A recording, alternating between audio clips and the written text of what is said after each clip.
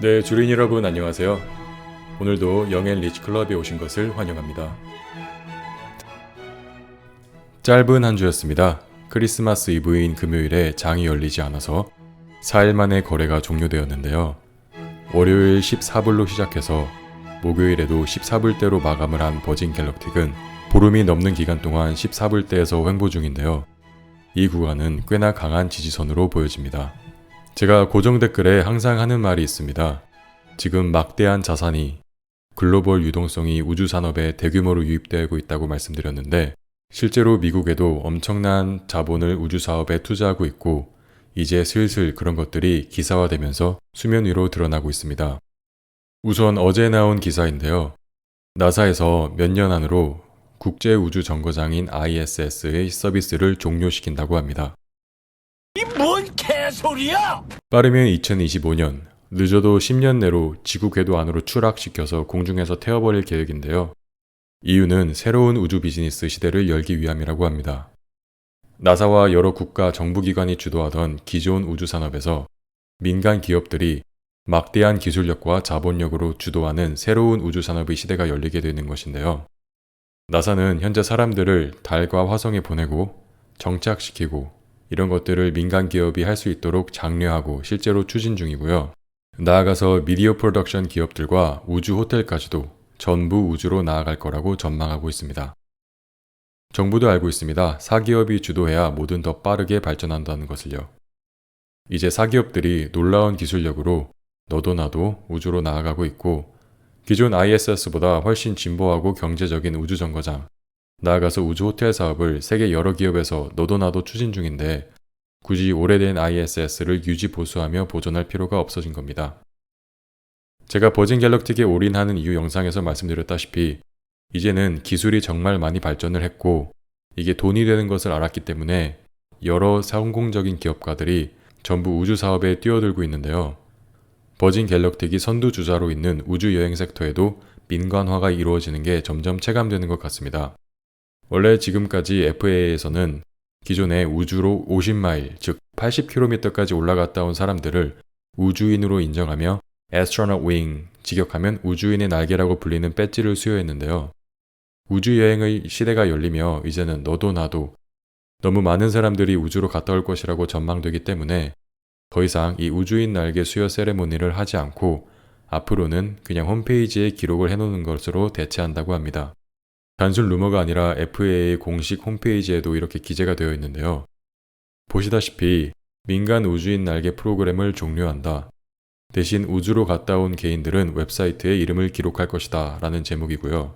여기서 눈여겨볼 게 이제는 우주로 가기를 열망하는 더 많은 모험가들을 recognize 해야 된다고 말하고 있고 FAA에서는 민간 우주 비행 산업이 쭉 성장할 거라고 본다고 하며 우주로 나아가는 사람들이 드라마틱하게 증가할 거라고 보고 있는데요. 버진 갤럭틱은 이미 모든 기술력과 프로토타입이 완성되어 있고 실제로 우주까지 갔다 왔으며 이제 대량 생산이라는 과제만 남아있는 현 시점에서 정부 기관마저 우주 여행이 앞으로 핫해질 거라고 전망을 하고 있다고 사료되는데요. 사실상 이렇게 늘 해오던 세레모니까지 없애가며 우주 여행 산업을 민간 기업에게 넘긴다는 건 전망이 아니라 거의 확신하고 있다고 봐도 무방할 것 같습니다. 뿐만 아니라 벌써 올해부터 시작해서 특히 내년에 우주를 소재로 한 다양한 컨텐츠들이 쏟아집니다. 올해 개봉한 영화 분노의 질주 9편에서 버진 갤럭틱이 영화에 직접적으로 언급이 됐고요. 바로 이번 주에 시작한 고요한 바다라는 넷플릭스 시리즈부터 시작해서 내년에만 벌써 2편의 영화가 개봉하는데 하나는 문폴이고 다른 하나는 라이트이어입니다. 심지어 라이트이어는 디즈니에서 제작하는 애니메이션인데요. 이렇게 되면 어른들은 물론이고 어린 아이들까지 우주에 엄청난 관심을 가지게 될 것입니다. 물론 기존에도 스타워즈부터 해서 우주가 배경이 되는 영화가 전혀 없던 건 아닙니다. 그렇지만 단순히 우주 괴생명체들과 광선검을 가지고 싸우는 너무 SF적인 영화가 아니라 과학과 기술력이 기반되어 인간을 중심으로 우주로 나아가고 달에 화성에 착륙하는 것 자체가 핵심이고 배경이 되는 영화와 넷플릭스 컨텐츠가 이번 달에 2개나 나오고 내년에 벌써 영화만 추가로 2개나 개봉하는 건 참 이례적인 일인데요. 버진 갤럭틱의 상업화가 시작되는 내년, 그리고 지금 급격하게 변하는 정부기관들의 새로운 지침과 전망들, 나가서 갑자기 쏟아져 나오는 우주 관련 다양한 컨텐츠들. 과연 그냥 우연일까요? 절대 우연이 아니고 현실입니다.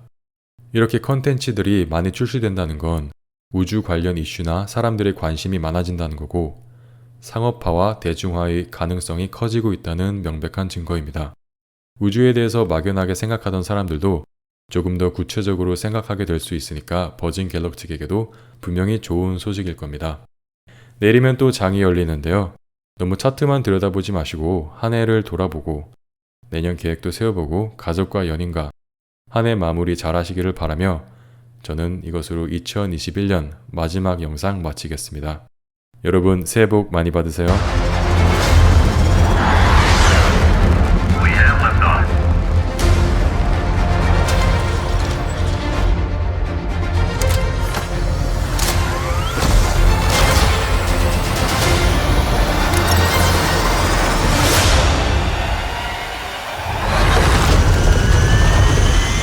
There's a star